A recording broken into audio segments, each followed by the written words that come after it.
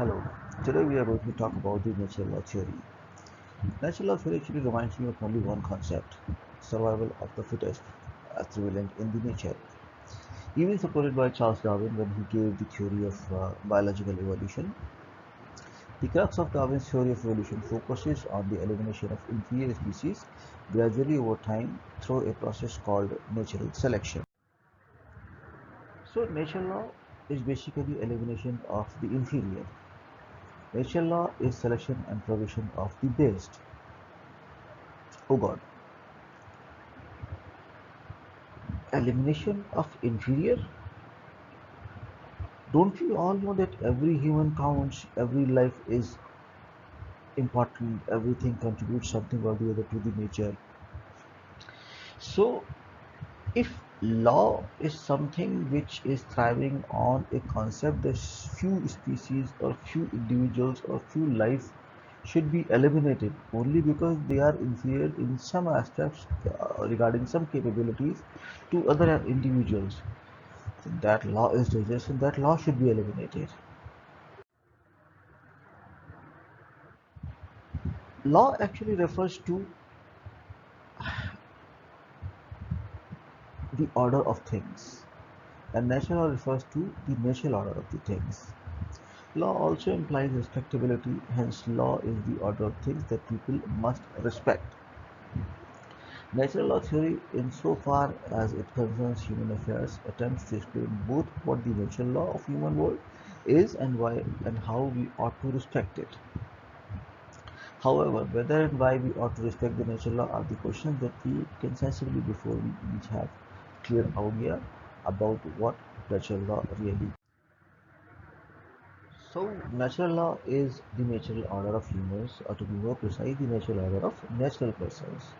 Natural persons? Actually, textbooks have defined natural persons as individuals naturally equipped to act as persons with rationality. They should be able to act and speak for themselves without having to rely on any representative or agent to do it for them. Aren't we all like that? We all are having our fundamental rights. We are allowed to speak, we are allowed to express our thoughts, we are allowed to give our logics, we are allowed to take decisions on our own behalf. But as soon as we take this decision towards us, then we know that small babies are actually not able to take their decision.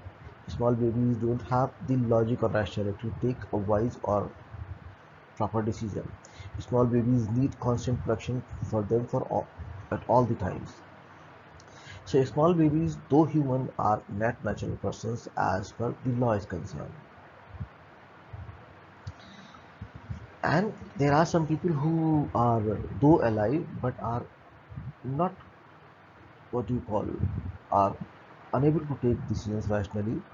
They require treatment for their brains to function properly. They are basically need the doctor's help to even stay alive. So those people also are not going to be called as natural persons.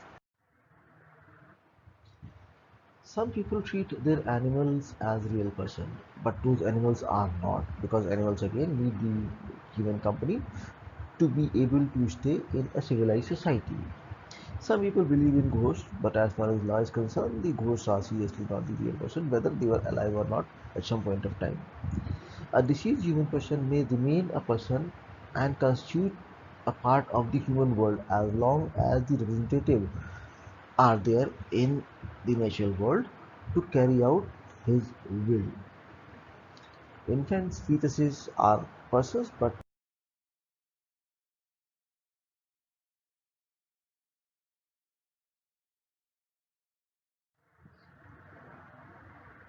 so natural law is framed out of basic principles of practical rationality for human beings. Contentions of the natural law are applicable universally and are binding by nature. The precepts of natural law are universally knowable by nature. Natural law has two aspects. One is God's eye or point of view. It is the part of law which creates no differentiation between anything alive or dead. It is applicable to on any and everybody and any and everything. If the environment is hot, if the sun is scorching, then the heat is going to be felt by alive people as well as the non-alive items in the world. So a stone is going to get hot and we also are going to feel hot. That is the God's point of view. Then God's point of view is applicable to any and everybody. God's point of view is basically known to us from our childhood.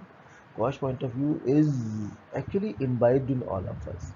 All of us actually have been given a bio clock to respond to the God's point of view. Second is the human side point of view. It is something, it is a set of specific rules which are knowable, which are understandable, and which are binding and are practical in nature also. Criticism against natural law theory is that one cannot have a theory of divine providence without a divine being. It is also clear that stereotypical natural law views rules how the skeptics view, which claims there is a divine being, but that divine being has no interest in human matters. And that is actually a very interesting story. There was a time when a very famous scientist of our times was asked in a press conference, "Sir, do you believe in God?" And the scientist said, "Yes and no." The reporter was furious. He said, "Sir, I could have got this answer from a 5-year-old or 10-year-old kid. I don't need to come to the world's greatest scientist to get this answer. Kindly either explain your answer or tell us that the world's greatest scientists don't know anything about the God or the originator."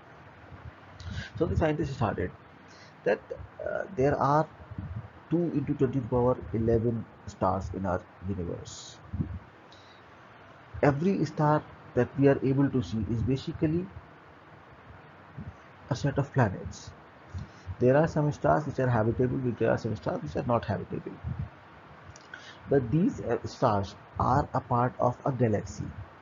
And 10 to the power 12 galaxies have been identified till now. Multiply these two numbers and this is going to become 2 into 20 to the power 23. And then if you take, let's say, 0.0001% of all these stars have the habitable planets, and out of those habitable planets you have one planet like Earth on which there are 6 billion people human, and there are more than a million species.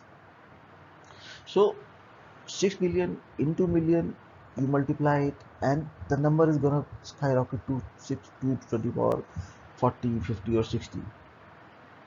So for a person, for a god to be able to see one individual identity out of 2 to 20 power 60 billion stars, planets, items is as impossible as that if somebody asks you to what kind of a sand particle is lying at the doorstep of your residence. Moreover, we know that even the light, the fastest thing on earth, actually is not able to reach from one corner to the another corner of our own universe. So it is almost perceptibly impossible for anyone to be able to be aware of us. This is one theory which has been given by the skeptics of the natural law theory.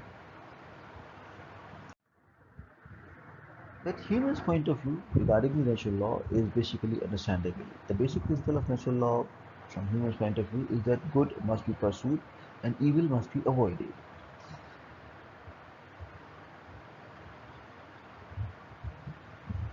Variety of things count as good like life, procreation, knowledge, society, reasonable conduct. But since humans are inherently flawed with various degrees, hence the concept of goodness should be aimed at the masses and bad should be minimized from individual levels or entities. The business world is in paradox because of flaws through a mismatch of objects and the ends. Thus, between the immediate aims and the effect of in more distant point. So, this concept of good between immediate aim of the action and its effect is more of a distinct point. It can be explained in a simple manner like